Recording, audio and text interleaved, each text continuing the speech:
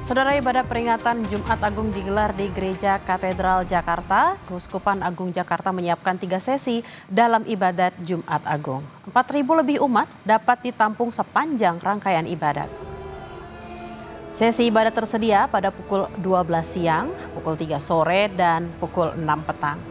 Khusus sesi pukul 3 sore, ibadat akan berlangsung secara daring dan luring dan akan disiarkan via streaming kanal YouTube Komsos Katedral Jakarta.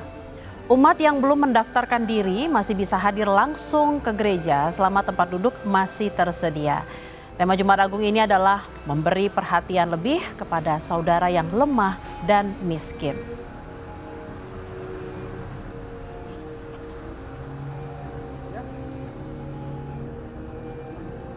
Itu mengacu kepada arah dasar Keuskupan Agung Jakarta. Nah, ini merupakan tahun keempat dari arah dasar Keuskupan Agung Jakarta, maka jatuh pada tema di mana kita memberikan perhatian lebih kepada saudari-saudara yang lemah dan miskin. Kita bisa menyediakan sekitar 4.600 kursi. Nah, itu terdiri dari di dalam gereja hampir 700, kemudian Geraha Pemuda kita sudah menggunakan aktif di lantai 1 dan 4. Itu adalah jumlah 850, kemudian di luar ini kita seperti biasa memasang tenda dan menambah kapasitas 2.500, dan di Plaza Maria ada 500, jadi sekitar 4.600. Kami harapkan ini juga menambah kenyamanan bagi umat, apalagi kita didukung penuh oleh Masjid Istiqlal. Sementara itu, saudara, ibadah peringatan Jumat Agung juga digelar di GPIB Immanuel Jakarta. Ibadah Jumat Agung di GPIB Immanuel berlangsung sebanyak 4 kali, mulai dari pukul 6 dan 9 pagi, pukul 4 sore dan 6 sore waktu Indonesia bagian Barat. Ibadah pukul 4 sore berlangsung menggunakan bahasa Inggris dan sisanya menggunakan bahasa Indonesia. Selain itu juga, saudara, sakramen perjamuan di gereja ini dilakukan di sebuah meja panjang beralaskan kain putih. Jemaat secara bergantian akan duduk di meja panjang tersebut untuk menerima sakramen perjamuan.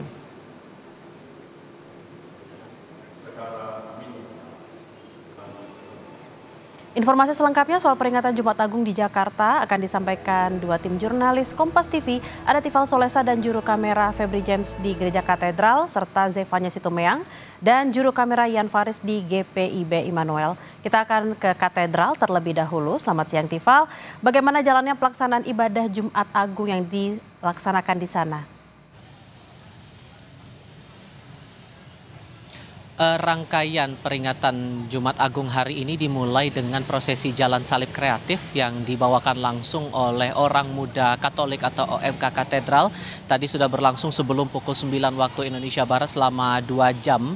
Tadi baik itu dari pemeran maupun juga dari tim musik orkestranya pun juga dibawakan langsung dari OMK Katedral dengan mengangkat tema Mater Purisima atau Ibu yang Suci. Dalam prosesi jalan salib kali ini tim OMK Katedral coba menunjukkan ataupun juga menggambarkan penderitaan Yesus dari perspektif yang berbeda, dari perspektif Bunda Maria. Dan tadi setelah prosesi jalan salib, baik dari pemeran, kemudian pastor rekan dari Keuskupan Agung Jakarta maupun juga sutradara menggarap prosesi ini menceritakan beberapa proses, terutama saat prosesi latihan ini sudah berlangsung bahkan sejak November tahun 2024 lalu, dan dilakukan latihan-latihan sedemikian rupa sampai pada akhirnya prosesi jalan salib ini ditampilkan langsung di hadapan umat di Gereja Katedral Jakarta sebagai bagian awal dari rangkaian peringatan Jumat Agung yang berlangsung pada hari ini.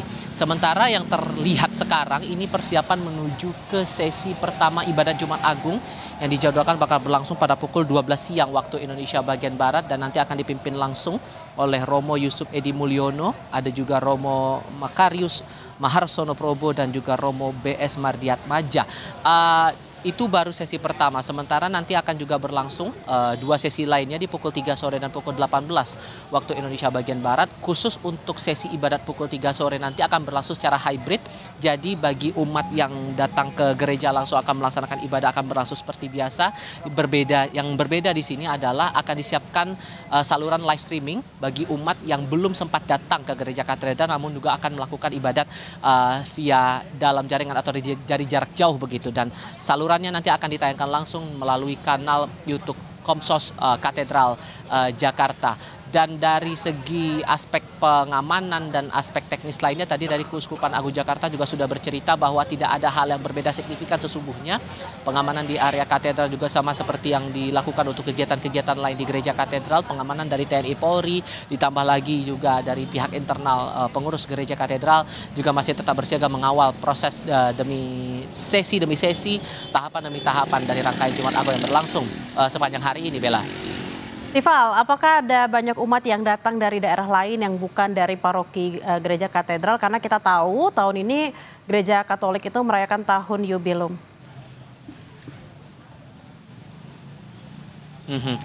Beberapa tadi saya temui datang dari luar Jakarta, dan ini juga yang sudah diingatkan sesungguhnya dari pihak Keuskupan Agung Jakarta bahwa bagi umat yang akan melakukan ibadah di sini disarankan untuk mendaftar atau registrasi terlebih dahulu baru kemudian datang ke gereja. Namun tadi saat saya konfirmasi kepada Humas Keuskupan Agung Jakarta, tadi telah diterangkan bahwa sebetulnya bagi mereka atau bagi umat yang belum sempat mendaftarkan diri namun ingin tetap hadir ke gereja, ini masih bisa mendapatkan ruang selama tempat duduk masih tersedia. Sejauh ini untuk area gereja katedral baik di dalam gereja maupun area di sekitarnya ini bisa menampung sampai 4.600 umat kalau dirincikan tadi dari Keuskupan Agung Jakarta.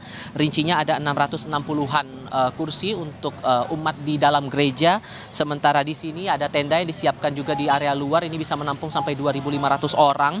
Ada juga di Plaza Maria dan Gua Maria sebanyak 500 orang, ditambah juga di Geraha Pemuda lantai 1 dan 4 sebanyak 850 orang. Nah, khusus bagi umat yang belum meregistrasi diri jauh hari sebelum peringatan Jumat Agung hari ini, mereka akan mendapatkan pos tempat duduk di area tenda maupun juga di Geraha Pemuda, baik itu di lantai 1 maupun juga lantai 4. Menyangkut tema dari peringatan Jumat Agung hari ini disesuaikan lagi dengan arah dasar pastoral atau ARDAS dari Keuskupan Agung Jakarta dari tahun 2022 sampai 2026, dan tahun ini diangkat tema kepedulian lebih kepada saudara yang lemah dan miskin. Bella. Kalau tadi itu keseruan di perayaan Jumat Agung di katedral, kita akan pindah ke GPIB Immanuel. Di sana ada Zevanya. Zevanya, apa tema khotbah di peringatan Jumat Agung hari ini di Gereja Immanuel?